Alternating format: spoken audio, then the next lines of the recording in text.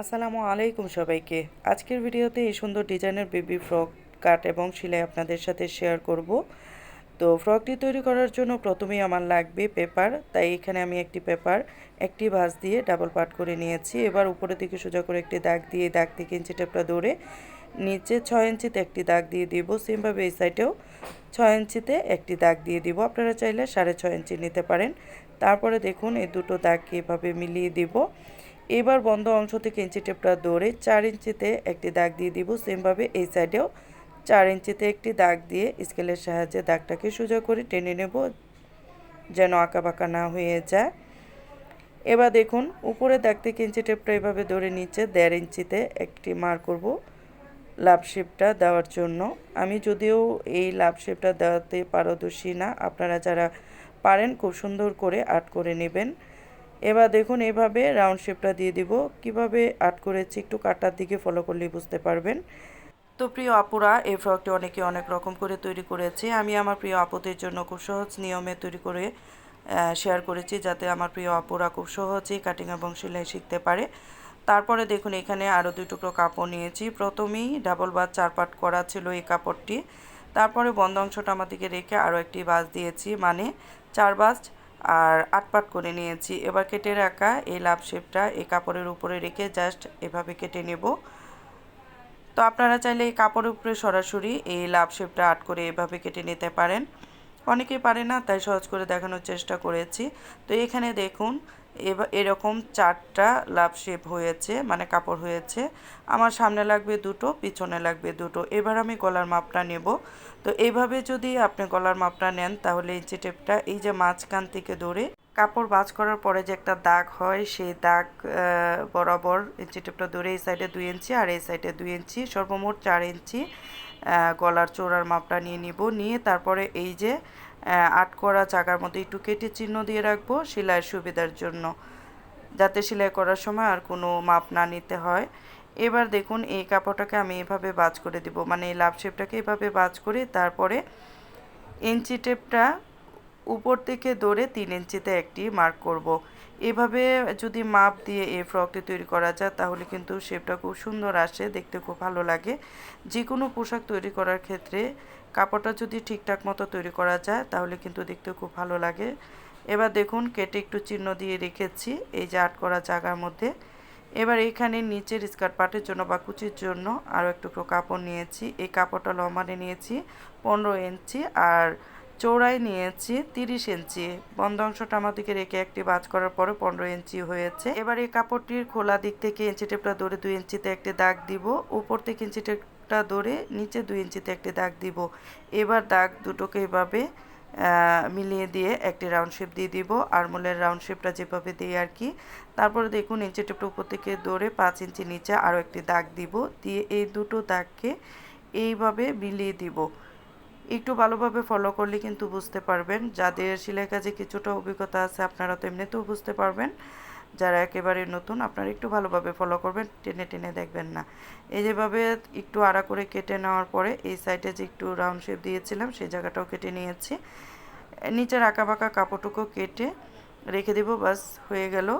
এবার একটু ধারণা দেওয়ার জন্য আপনাদেরকে দেখাচ্ছি কিভাবে কুচিটা হবে। এই যে দেখুন, এটা খুলে নিয়ে দুই সাইডে এভাবে কুচিটা হবে। বাকিটা আপনাদেরকে সেলাই করে দেখাচ্ছি। এখানে আরও 2 টুকরো কাপড় নিয়েছি হাতার জন্য।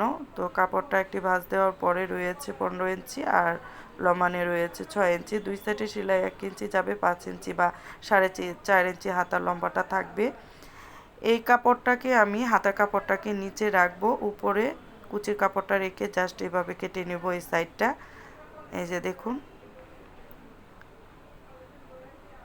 এভাবে কেটে নেওয়ার পরে এই যে দেখুন, একটু ধারণা দেওয়ার জন্য দেখাচ্ছি। এই যে এখানে এভাবে জয়েন হবে। বাকিটুকু আমি সেলাই করে আপনাদেরকে দেখাচ্ছি, একটু অপেক্ষা করেন। তো এতটুকু হয়ে যাওয়ার পরে দেখুন, ফিতা তৈরি করার জন্য এখানে আরও একটু কাপড় নিয়েছি।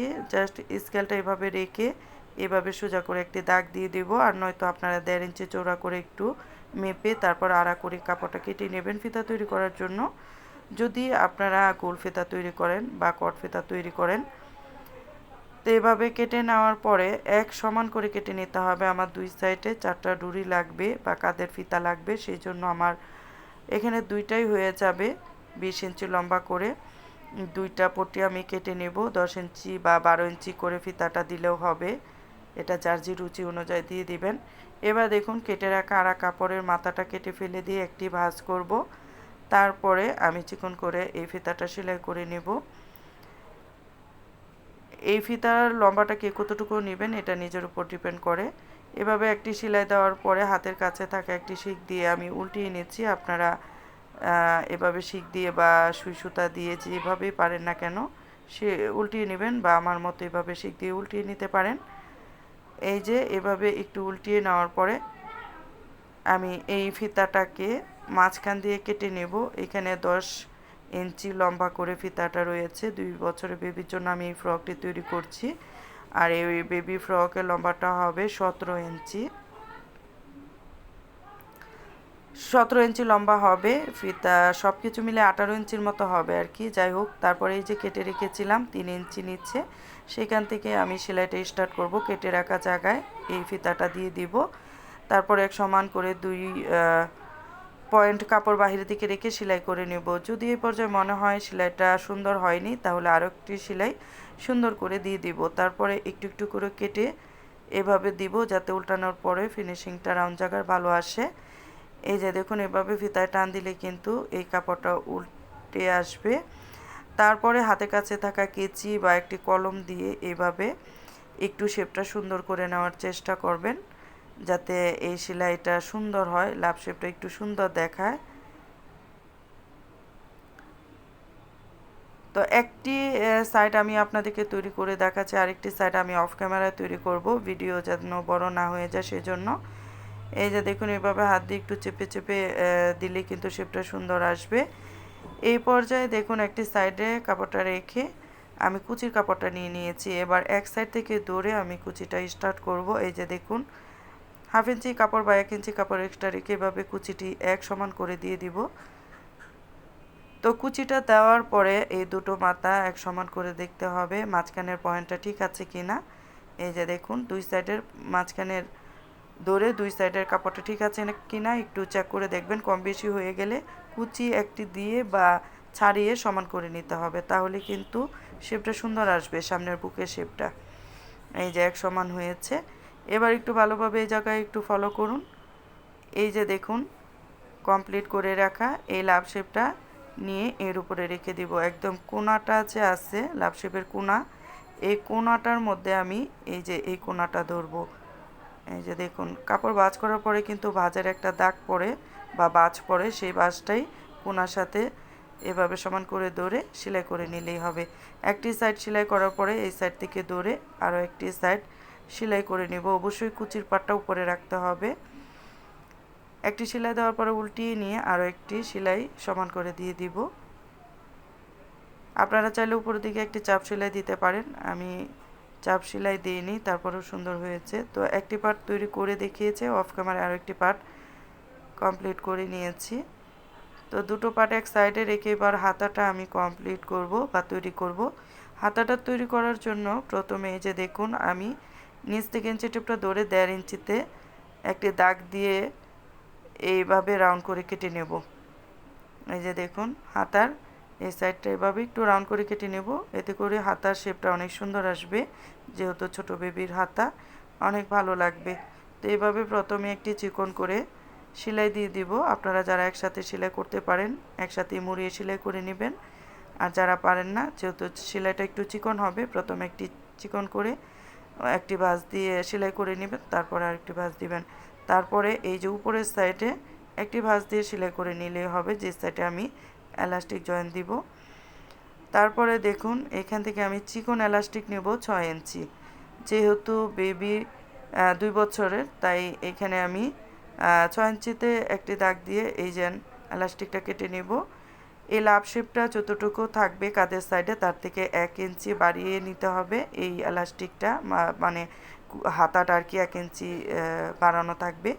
তো এই এলাস্টিকটা যেহেতু চিকন, টান দিয়ে সেলাই করার সময় এমনিতে একটু বেড়ে যায়, সেই জন্য আমি 6 ইঞ্চি নিয়েছি। কমপ্লিট হওয়ার পরে 7 ইঞ্চি হয়ে যাবে তারপর দেখুন এই যে এক সাইডে এভাবে জয়েন দিয়ে নিচ্ছি। আর এই এলাস্টিকটা আপনারা যেভাবে সেলাই করতে পারেন সেভাবে সেলাই করে নেবেন। জাস্ট একটু দেখেন আমি কিভাবে সেলাই করছি। সালোয়ারের এলাস্টিক যেভাবে জয়েন দিই সেভাবেই জয়েন দিতে হবে আর কি, সেম নিয়মে। তো আমি দুই সাইডে এলাস্টিকটা জয়েন দিয়ে নিয়েছি। তারপরে এই যে দেখুন এলাস্টিকটা ডেকে একটি সেলাই দিয়ে দিব কাপড়ের উপরে। এলাস্টিকের উপরে দিচ্ছি না, কাপড়ের উপরে দিচ্ছি। এলাস্টিকটা টেনে টেনে তারপরে সেলাই করব। তো সেলাই করে নেওয়ার পরে এইভাবে ধরে কুচিগুলো এক সমান করব। এই যে দেখুন যেহেতু এলাস্টিক এভাবে টান দিলেই কিন্তু কুচিটা সমান হয়ে যাবে, যেন সব সাইডে একরকম কুচি হয় সেই জন্য আমি এলাস্টিকের উপরে আরেকটা কুচি দিয়ে দিব। তো এই কুচিটা কিন্তু এভাবে টেনে টেনে দিতে হবে যেভাবে আমরা সালোয়ারের মধ্যে এলাস্টিক জয়েন করি। তারপর এই যে দেখুন একটি হাতা তৈরি করে দেখিয়েছি, আরেকটি হাতা আমি অফ ক্যামেরা তৈরি করে রেখেছিলাম এক সমান করে। এবার এই যে এই জায়গা থেকে আমি একটি হাতা জয়েন দিব। তো সোজা পাশটা ভিতরের দিকে রাখবো, উল্টা পাশটা উপরের দিকে রাখবো, মানে সোজা পাশটা বডির সোজা পাশ আর হাতার সোজা পাশ মুখোমুখি থাকবে, উল্টা পাশটা বাহিরের দিকে থাকবে। তো একটি হাতা এভাবে জয়েন দেওয়ার পরে আরও একটি হাতা এই সাইডে জয়েন দিব। এই সাইডের হাতাটা কিন্তু উপরের দিকে রেখে জয়েন দিতে হবে। এই যে দেখুন একদম সমান করে ধরে তারপরে সেলাইটা করব। অবশ্যই দুটো করে সেলাই দেব, আপনারাও দুটো করে সেলাই দিয়ে দিবেন। তো এক সাইডে কিন্তু আমি দুটো হাতা লাগিয়ে নিয়েছি, একটু ভালোভাবে ফলো করেন।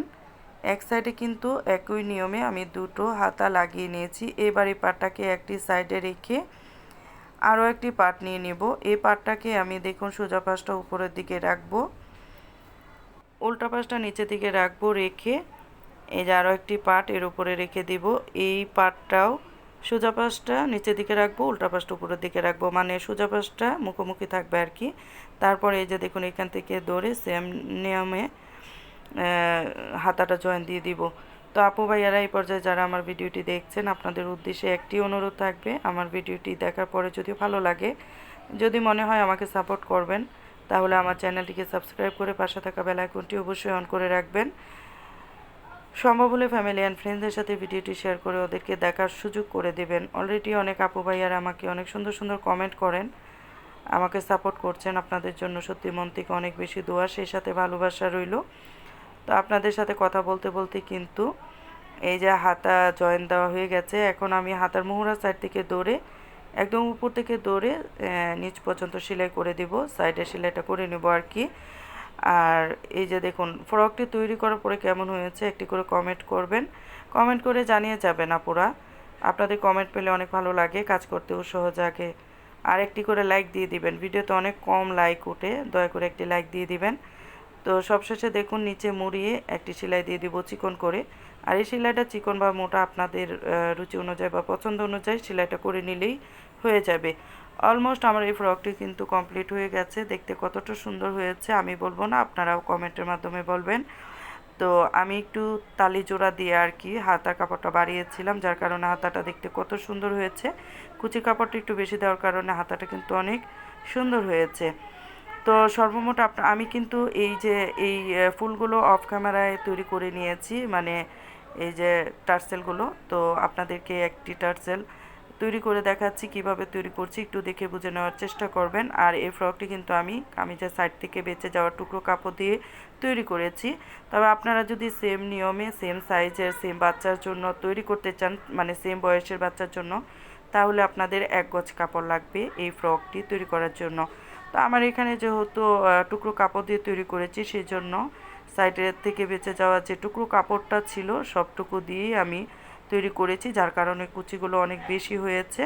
আপনারা চাইলে এক গজ কাপড় দিয়েও তৈরি করতে পারবেন, খুব সুন্দর হবে। তো এই যে টার্সেলটা আমি কিভাবে তৈরি করছি আপনারা একটু দেখে বুঝে নেওয়ার চেষ্টা করবেন, আর নয়তো আমাকে কমেন্ট করবেন। আমি আপনাদেরকে ডিটেলসে আবারও মেক করে দেখাবো বা তৈরি করে আপনাদের সাথে শেয়ার করব ফুল ভিডিও এই টার্সেল তৈরি করার। তো আজকের মতো এখানে বিদায় নিব, নেক্সট ভিডিওতে আবারও কথা হবে। যে যেখানে আছেন ভালো থাকুন, সুস্থ থাকুন। আর ভিডিওটি দেখার পরে কেমন হয়েছে অবশ্যই কমেন্ট করে জানিয়ে যেতে ভুলবেন না। আসসালামু আলাইকুম, আল্লাহ হাফেজ।